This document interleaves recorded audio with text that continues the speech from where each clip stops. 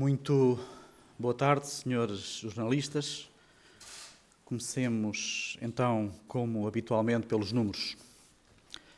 Conforme o relatório epidemiológico emitido há pouco, registam-se 18.841 casos confirmados de Covid-19 em Portugal, o que representa mais 750 que no dia de ontem, ou seja, mais 4,1%. Por outro lado, verificam-se 1.302 casos em internamento, dos quais 229 em cuidados intensivos.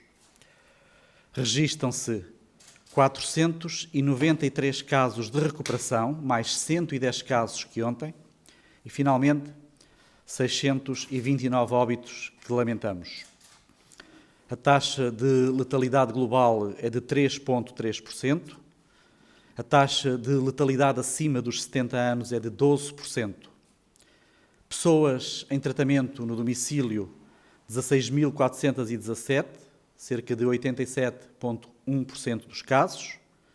A percentagem em internamento é de 6,9%, sendo que 1,2% em unidade de cuidados intensivos e 5,7% em enfermaria.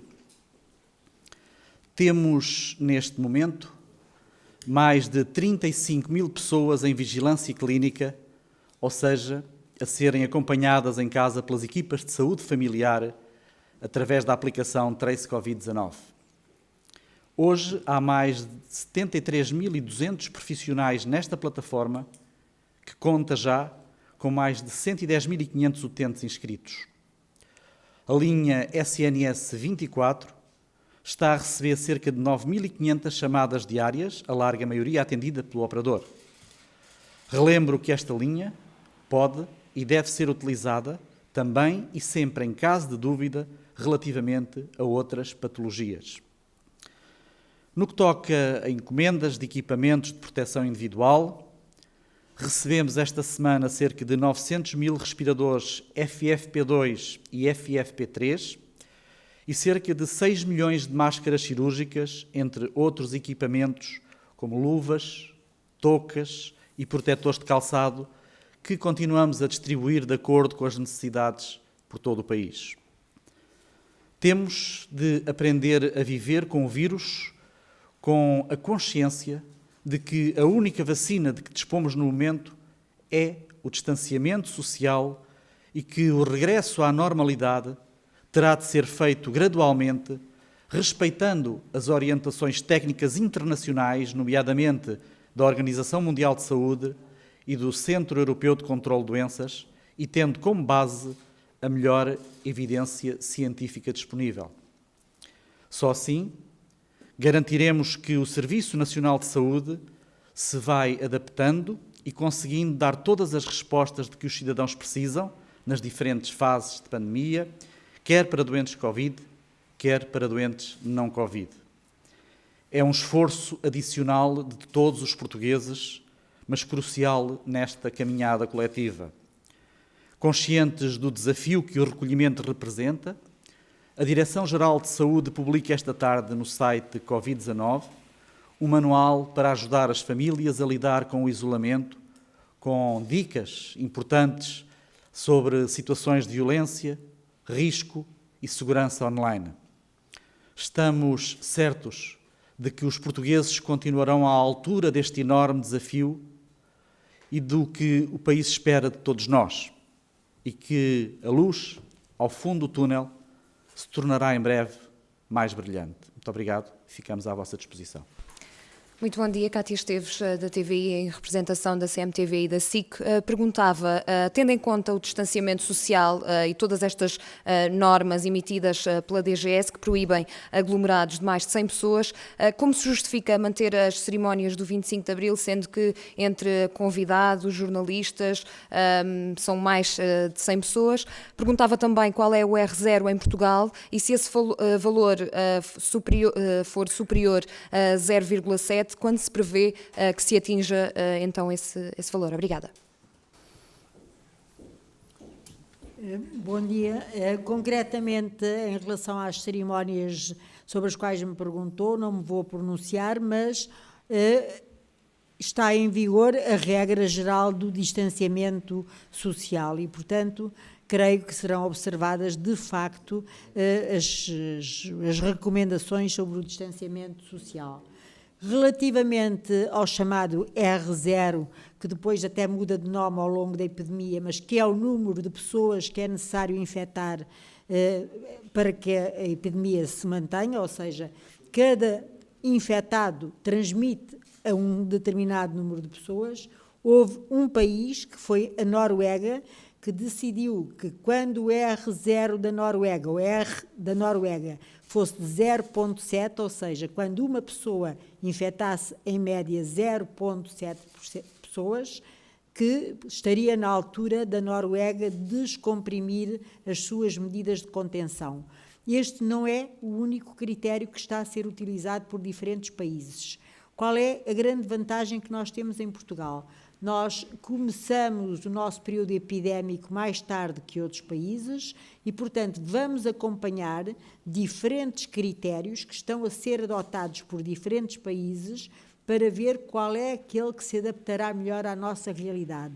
Ontem mesmo também a Organização Mundial da Saúde já fez publicar 6 princípios básicos que devem ser observados no levantamento das medidas de contenção. E, portanto, Portugal, neste momento, tem um grupo grande de cientistas e um grupo grande de médicos clínicos, médicos de saúde pública, portanto, pessoas que estão na gestão destas situações, a avaliar qual será a altura ideal para começarmos a descomprimir em relação às medidas de contenção, como é que isso poderá ser feito e quais vão ser os critérios que vamos ter que observar. Como lhe digo, cada país está a seguir critérios diferentes. Não há um valor milagroso. Para a Noruega foi considerado 0,7. O de Portugal está perto de 1, com pequenas variações regionais. Portanto, mas o nosso valor atual é de cerca de 1,1 nos sítios, um bocadinho abaixo de 1. Portanto, não sabemos, mas também o 0,7 não é nenhum ponto milagroso. Foi apenas o número que a Noruega decidiu, com a população norueguesa, com a cultura norueguesa, com as características do Serviço de Saúde norueguês, decidiu que era esse o critério. Não quer dizer que seja o critério para os outros países. Cada país tem uma realidade demográfica diferente, uma realidade social diferente e um sistema de saúde diferente. E, portanto, nós temos que ver quais são os padrões, os critérios que se adaptam melhor ao nosso país. Neste momento, o nosso R é à volta de 1. Boa tarde a todos. Filipe Canhoto Ribeiro, RTP. Esta semana foi noticiado que uma clínica de diálise tinha sido mantida aberta, mesmo depois de terem sido confirmados casos positivos de Covid-19. A minha pergunta vai no sentido de perceber se tem identificado mais clínicas que se têm mantido abertas com casos positivos, quantos casos são e já foram registados no seio destas clínicas de diálise, como é que é feita essa fiscalização e porquê é que se mantêm abertas. Do ponto de vista técnico, há aqui algumas questões que faltam esclarecer. Importa então perguntar quantos doentes em percentagem têm recuperado e quantos têm morrido após entrar em cuidados intensivos. E, por último, quantos doentes faleceram fora dos cuidados intensivos. Obrigado.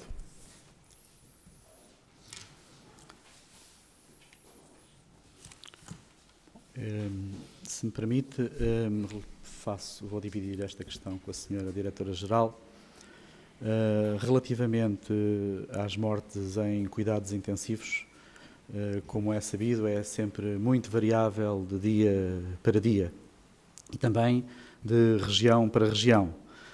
Sabemos que essa mortalidade acontece sempre em doentes mais idosos e com comorbilidades, mas que é importante dizer que isso não tem que ser nada forçoso, não é sempre assim. De qualquer das formas, o que lhe posso dizer, e a informação que tenho, é das últimas 24 horas, onde sei que não houve nenhuma morte em cuidados intensivos, excepto no Hospital de São João, onde temos a dúvida se houve ou não houve um óbito. E neste momento é a informação que lhe consigo dar relativamente às últimas 24 horas, sendo que este óbito é ainda interrogável porque não é uma confirmação. E, portanto, a dizer-lhe que relativamente estamos felizes por isso, porque de cada vez que conseguimos ter uma alta de cuidados intensivos, isso representa uma vitória de todos nós, mas representa sobretudo uma grande vitória de uma batalha de profissionais de saúde, a quem uma vez mais agradecemos por essas vitórias que nos dão todos os dias. Relativamente às perguntas sobre as clínicas de diálise, obviamente os doentes dialisados são doentes de risco para ter uma doença grave por Covid. Nestas circunstâncias, aqueles cuja sintomatologia e a sua patologia de base o justifique, vão obviamente para os nossos hospitais. No entanto, dito isto, as clínicas têm indicações e procedimentos bem definidos para, como todos os outros hospitais, terem um circuito para doentes Covid e um circuito para doentes não Covid. E estes dois circuitos devem ser não só separados fisicamente, como ter equipas dedicadas para tratar os doentes no lado Covid e no lado não Covid. E, portanto, esse relato dessa clínica provavelmente estará a observar as boas práticas que estão na norma, uma vez que estes doentes têm que continuar a fazer a sua diálise. E aqui o que é importante é que se separem, para efeitos de contágio, aqueles que têm a doença dos que não têm. E, portanto, estarão a seguir à partida uma norma da Direção-Geral da Saúde, sendo que, como lhe disse, os casos graves estão internados nos nossos hospitais e são acompanhados em hospital. Os que estão em condições de continuar em ambulatório são seguidos nestas clínicas em dois circuitos. Pergunta por videoconferência da Agência Lusa. Bom dia, Paula Teixeira da Agência Lusa, a partir do Porto. Recentemente foi noticiado, de acordo com um inquérito da Escola de Saúde Pública, o inquérito foi feito a profissionais de saúde através do barómetro Covid-19, que mais de 6 em cada 10 casos de Covid-19 em profissionais de saúde não foram submetidos à vigilância ativa e apenas 1/4 realizou o teste nas primeiras 24 horas. Confirmam estes dados? Se é assim, porque estes dados? Porque 60% dos casos suspeitos não estiveram em vigilância ativa e 75% não foram testados nas primeiras 24 horas.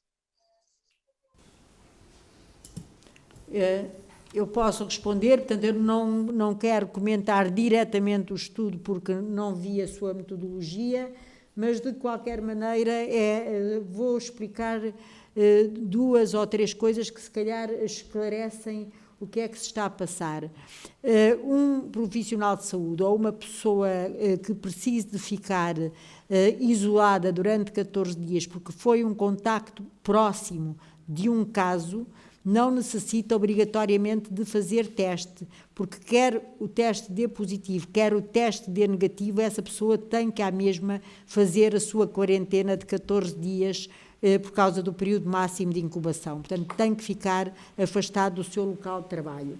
Relativamente à vigilância ativa, o que é que quer dizer vigilância ativa? Quer dizer uma pessoa que fica em casa durante 14 dias e que é contactada por um profissional de saúde para saber se teve febre, se teve tosse, se teve sintomas respiratórios que possam levar a suspeitar que se tornou positivo ou que se tornou um caso suspeito.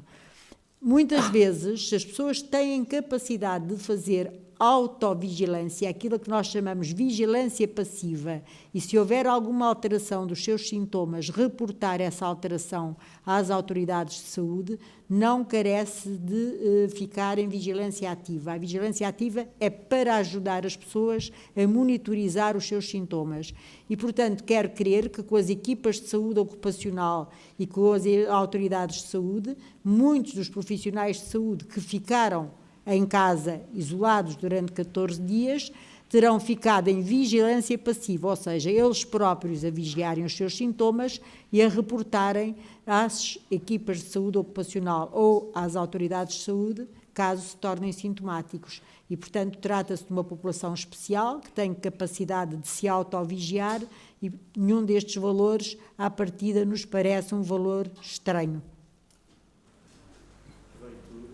para complementar, porque é sempre uma informação que nos pedem, e no bom rigor e na transparência da informação, que no dia de ontem, e reportados pelo SINAV, existia um total de 2.131 casos de profissionais de saúde infectados, sendo 396 médicos, 566 enfermeiros e os restantes 1.169 dispersos entre assistentes operacionais, assistentes técnicos e outros profissionais de saúde.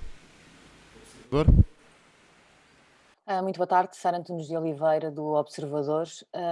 A DGS tem tido sempre, sobretudo nos últimos dias, um discurso muito cauteloso sobre a forma positiva como pode ser possível olhar para os números, pelo receio que tem de que isso possa levar ao relaxamento de algumas medidas. Ainda agora mesmo a Diretora-Geral, a doutora Graça Freitas, dizia que é preciso ter em conta muitos critérios para começarmos a sair de algumas das medidas mais restritivas.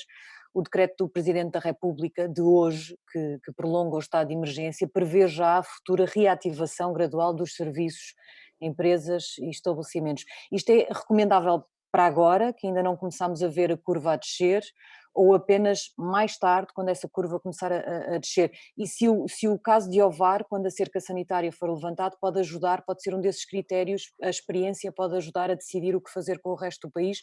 Isso já agora confirma aquilo que diz o Presidente da Câmara de Ovar, que a cerca sanitária é levantada amanhã. Eu respondo à primeira parte da questão e a senhora Diretora-Geral responderá à questão de Ovar. Para lhe dizer que o decreto do Sr. Presidente da República vai ao encontro do nosso discurso sempre cauteloso.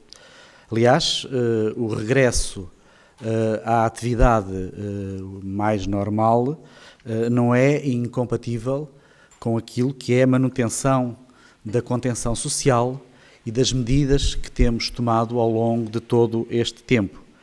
Porque, como sabem, isto é um surto global, é um surto com um grande dinamismo e que temos tomado medidas de acordo com a proporcionalidade do próprio surto. E por isso pensamos que sim, que o decreto do Sr. Presidente da República vai ao encontro das diferentes medidas cautelosas que temos vindo a tomar e que vamos, com certeza, continuar a tomar.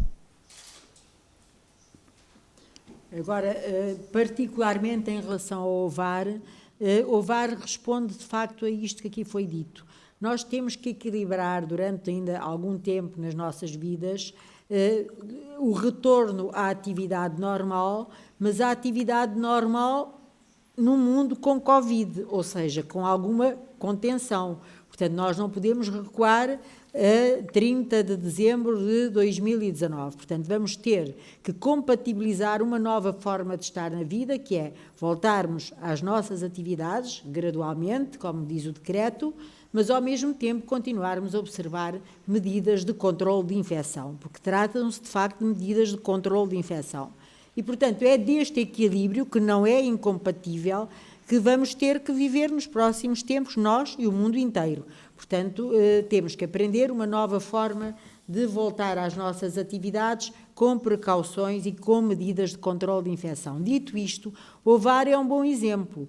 O Ovar foi alvo de medidas proporcionais e extraordinárias em determinada altura, porque tinha uma dinâmica da doença muito intensa e, entretanto, felizmente, a evolução da situação em Ovar e a avaliação do risco epidemiológico indica que já não é uma situação especial, ou seja, o Ovar tem características da epidemia semelhantes a de outras zonas do país, portanto a epidemia, o surto, como já esteve, está neste momento controlado, a tender para números semelhantes a de outras zonas do país. Por outro lado, houve também um reforço da capacidade do Serviço Nacional de Saúde responder às situações de doença e, por outro lado, obviamente, temos que pensar no fator social de uma população que também foi sujeita a um grande ou maior stress por estar com medidas especiais. E, portanto, do conjunto destas medidas e do conjunto da atuação concertada das autoridades locais,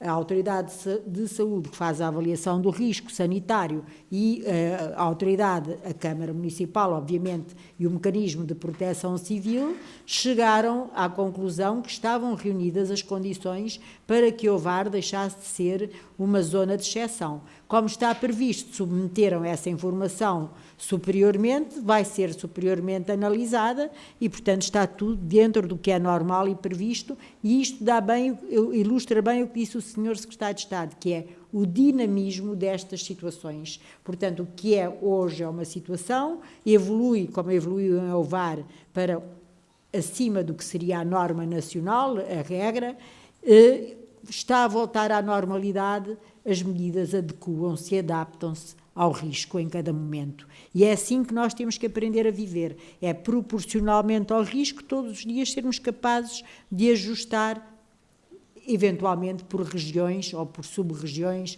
ou por zonas do país, inclusive, conforme o risco. Público? Eu peço só desculpa, só para fazer uma outra... É porque acabou por não dizer se é amanhã ou se não é amanhã, ou se ainda não está decidido. Percebi pela sua resposta que ainda não está decidido. Se me disser que dia é hoje, eu sou capaz de lhe responder. Hoje são 16. 16. São 17. Creio que está previsto ou para dia 18 ou para dia 19, creio, mas não quero dizer nenhuma inconfidência. Mas Ok, creio obrigada. que sim, porque agora está a ser analisado a nível nacional, espero não ter dito nada de errado. Obrigada. Obrigada. Público? Boa tarde, Pedro Dias, do Jornal Público. Uma das informações reveladas ontem na reunião no Infarmed indica que há uma diminuição do número de testes realizados nos últimos dias. Houve, por exemplo, no dia 9, um pico do número de testes realizado, que indica que foram 12.374, e no dia 14 o número já baixou para 4.000. Parece haver aqui uma diminuição cadente neste número de testes.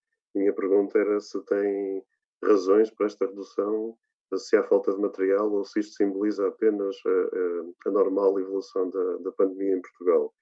Depois perguntar, visto que há um aparente regresso da circulação automóvel e das pessoas nas ruas, se estão a acompanhar essa dinâmica e se têm reporte das autoridades de segurança e o que ponderam fazer quanto a isso. Isso pode vir a afetar a nossa curva de casos. Bom, relativamente aos testes, o que lhe posso dizer é que de testes acumulados temos 197.485, peço só desculpa, 197.485. Mantemos a mesma capacidade de testagem, de 11.000 testes diários, cerca de 7.000 no público, 4.000 no privado. Continuamos com o dia 9 como o dia de maior testagem, em que testámos 12.087. E também lhe posso dizer que por milhão de habitantes estamos a testar 20.430. Portanto, penso que do ponto de vista da testagem estamos a reforçar a nossa capacidade de testagem. É natural que haja algumas variações ou algumas oscilações diárias, mas de uma forma global estamos de facto, como os números bem o evidenciam, a reforçar e muito a nossa capacidade de testagem.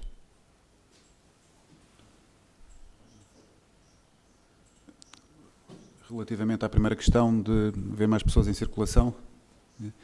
Em relação a haver ou não mais pessoas em circulação, como sabem, esta questão do confinamento tem sido observada por diversas autoridades, portanto, tem havido aqui, da parte da saúde, recomendações, houve depois, enfim, os decretos presidenciais que instituíram normas de conduta para determinados períodos e que, obviamente, a população deve observar, mas compete, de facto, às forças policiais controlar fluxos de pessoas e perceber se estão a cumprir ou não estão a cumprir o que está preconizado para a população. E, portanto, isto, como já perceberam, é um esforço concertado de toda a sociedade e cada um fará o seu papel. E creio que as forças policiais terão a observar, obviamente, estes fluxos e estes movimentos e as pessoas terão que ter uma justificação para estarem a circular. Se me permite, Vou só fazer uma correção, porque já estou, como a senhora diretora há pouco dizia, já não sabia qual era o dia, e eu dei o dia de ontem, vou dar o dia de hoje de testes acumulados, todos os outros dados estão certos. Os testes acumulados são de 208.738. Fica a correção feita com as minhas desculpas.